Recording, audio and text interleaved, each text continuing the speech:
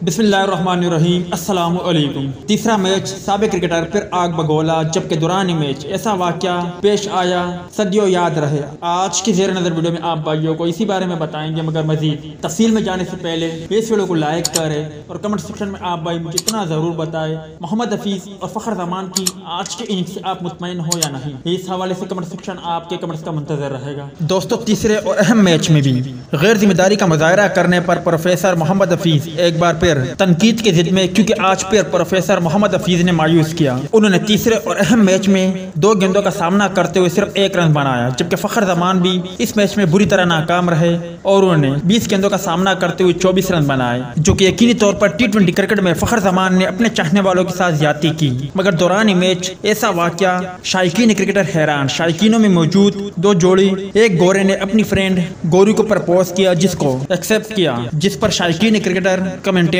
और ग्राउंड में सारे तमाशाई दाद देते रहे और हंसते रहे, जिसकी वीडियो सोशल मीडिया पर खूब वायरल हो रही है और शायकीन क्रिकेटर मैच से ज्यादा इस लम्हे को एंजॉय कर रहे हैं। आखिर में आप भाई अगर फ़खर जमान और प्रोफेसर मोहम्मद हफीज को कोई मशवरा देना चाहते हो तो कमेंट सेक्शन में जरूर दें।